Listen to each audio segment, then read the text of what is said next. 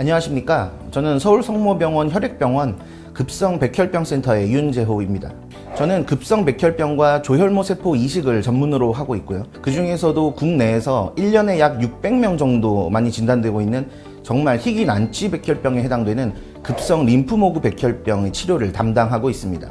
그 외에 암이 아닌 일반 혈액 질환으로는 혈구탐식증, 또 ITP와 같은 면역성 혈액 질환을 담당하고 있는데요. 오늘은 최근 들어 질병의 이해와 또 치료 전략에 있어 많은 변화가 있는 급성 림프모구 백혈병과 면역성 혈소판 감소증에 대해 알아보도록 하겠습니다.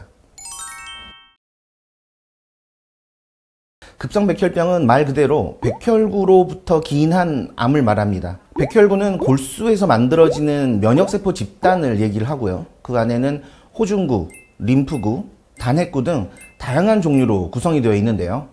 특정 백혈구에서 발달 과정에 문제가 생겨 아세포로서 성장을 멈춘 상태에서 그것이 암성 과다 증식을 하게 되면 급성 백혈병이 됩니다. 다양한 백혈구 중에 호중구, 단핵구 등의 계열에서 문제가 생기는 경우 급성 골수성 백혈병으로 진단되고요.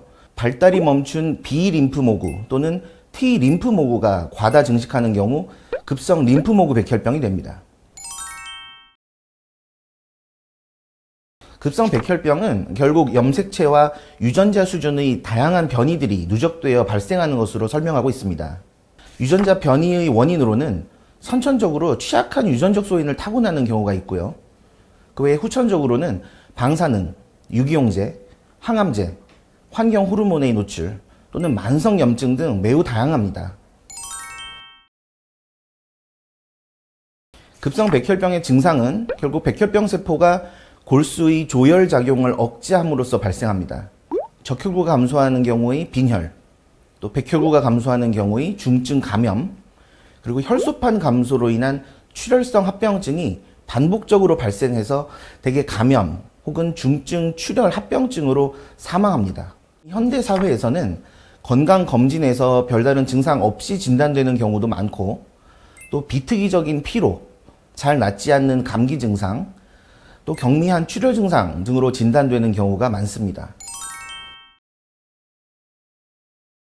급성 림프모구 백혈병은 제가 영어로 Acute Lymphoblastic Leukemia라고 해서요. 제가 ALL이라고 줄여서 말하는데요. ALL 환자의 약 85% 가까이가 B림프모구 백혈병이고요.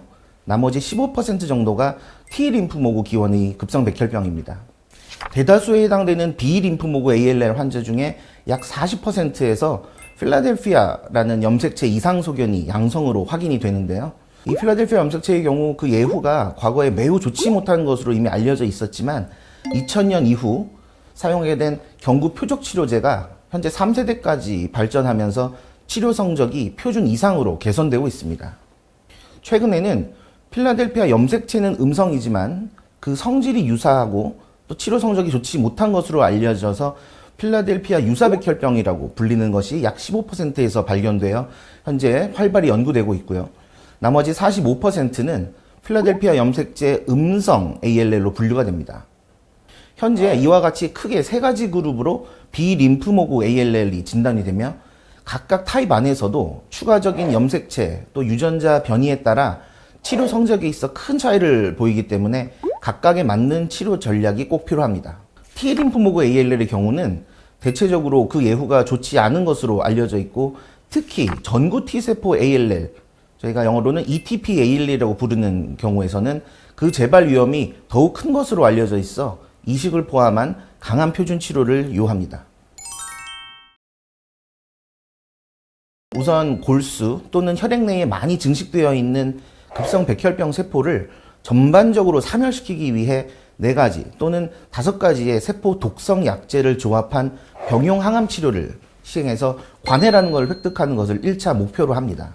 다만 한두 차례의 항암 화학 요법만으로는 숨어있는 암세포의 뿌리까지 뽑아내기는 어렵기 때문에 관해를 유지하고 미세 잔존암을 제거하기 위해 항암 치료를 여러 차례 반복하거나 비특이 면역 치료로서 조혈모 세포 이식을 시행합니다.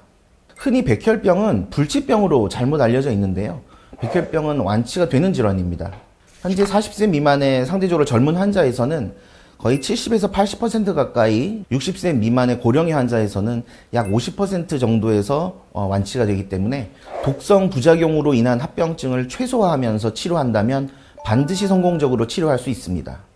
특히 2016년 이후 다양한 종류의 표적 치료제가 이미 실용 단계로 들어왔기 때문에 치료에 대한 기대 효과는 현재 더욱 크다고 할 수 있습니다. 필라델피아 음성 혹은 유사 백혈병의 경우 다양한 항체 치료제와 CAR-T 치료제 등이 개발되어 활발히 사용되고 있고, 대표적으로 CD19를 표적으로 하는 블린사이토, 또 CD21을 타겟으로 하는 베스폰사, 그리고 환자의 면역 세포를 이용한 세포 치료제의 도입으로 그 주목을 받은 CAR-T 치료제가 도입되어 그 치료 효과를 높이고 있습니다.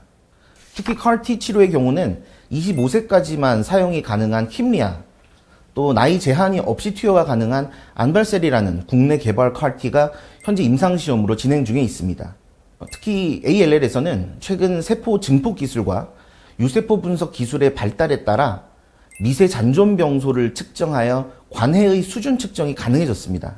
즉, 사람의 눈에 보이지 않는 미세 잔존병소가 0.1% 이상인 경우 관해 실패에 준하는 치료 접근이 필요하며 그에 맞춘 치료 전략을 구사하고 있습니다. 지금부터는 혈소판 감소증에 관해 알려드리겠습니다. 많은 병원에서 혈소판 정상 범위를 15만 개 이상으로 제시하고 있는데요. 실제 임상에서는 혈소판이 10만 개 아래로 감소하는 경우 혈소판 감소증으로 정의하고 감소의 원인에 대해 분석하고 진단적 접근을 시도합니다. 혈소판은 혈관이 손상되어 출혈이 생길 때 가장 먼저 활성화되는 지혈 담당 세포로서 혈소판 응괴를 형성해서 1차 피딱지를 형성하고 이어 응고인자의 도움을 받아 단단한 혈전을 만들어 출혈을 막고 상처를 치유합니다. 따라서 혈소판 수가 감소하게 되면 피가 잘 안 멈추거나 쉽게 멍이 드는 현상이 생길 수 있습니다. 혈소판 감소의 원인은 다양한데요. 가장 먼저 혈소판을 만들게 하는 호르몬이 주로 간, 신장에서 생성되기 때문에 우선 간 또는 신장 기능에 이상이 없는지 확인이 반드시 필요합니다. 체내 혈소판의 약 30%가량이 비장에 머물기 때문에 비장 비대 여부를 확인하는 것도 중요하고요. 그 외에 최근 새롭게 복용하게 된 약물이나 건강 보조식품 또는 새롭게 먹게 된 음식물 등도 영향 요인이 될 수 있습니다. 사실 혈소판 감소의 가장 대표적인 원인은 세균 또는 바이러스 감염에 수반되는 경우가 많습니다. 감염으로 인해 혈소판이 소모되거나 골수 기능이 억제되는 경우 그 감염증을 치료하기 위해 사용되는 항생제 또는 해열제, 소염제 등 다양한 약물이 영향을 줄 수 있습니다.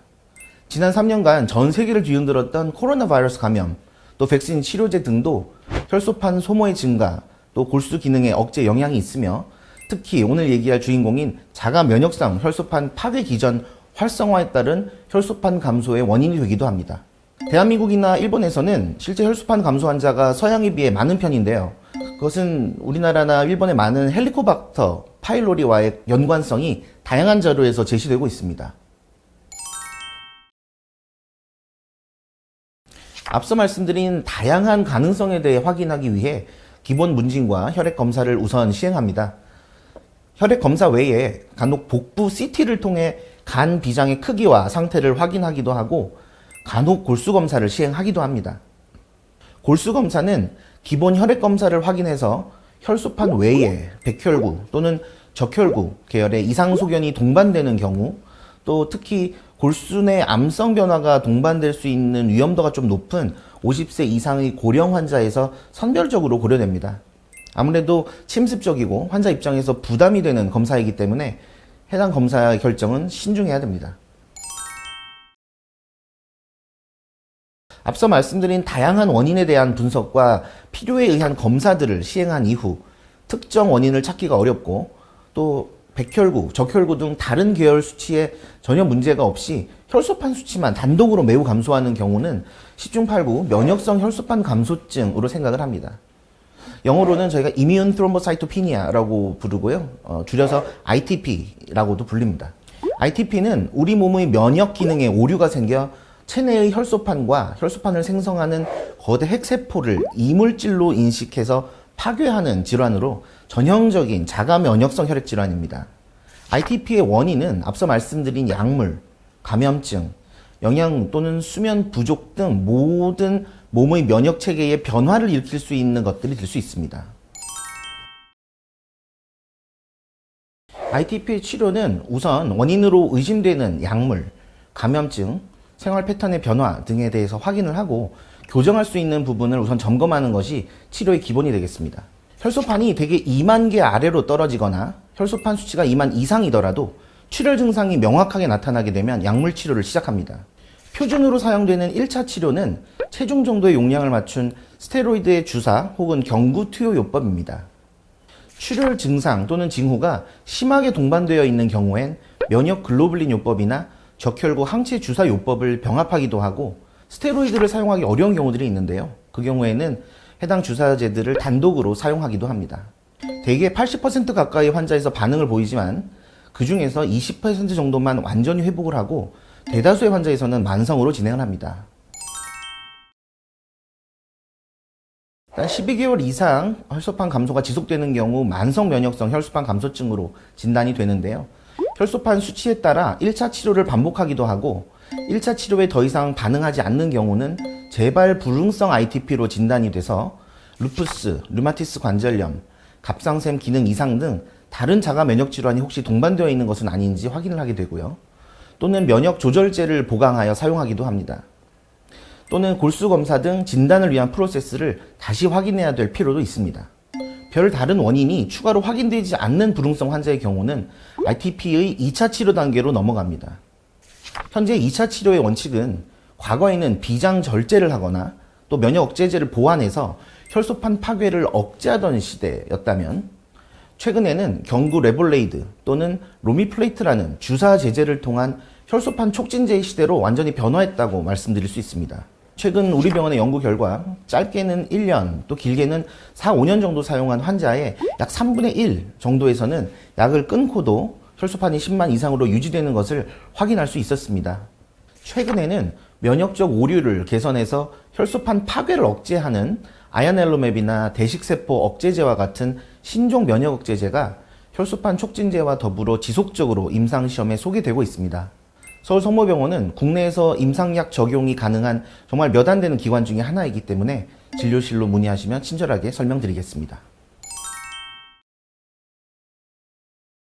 ITP 환자분들, 또 혈소판 감소증 환자분들은 출혈 위험도에 대해서 항상 불안합니다.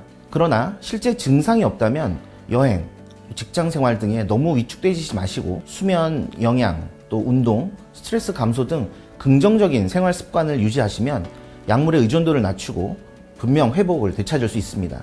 출혈 증상이 있다면 빨리 의료진을 찾아주시고 혈소판 기능을 저하시키는 부작용이 있는 약제는 의료진과 상의 후 복용하시길 권합니다. 지금까지 서울성모병원 혈액내과 윤재호였습니다. 오늘 강의가 여러분들께 도움이 되었기를 바랍니다. 감사합니다.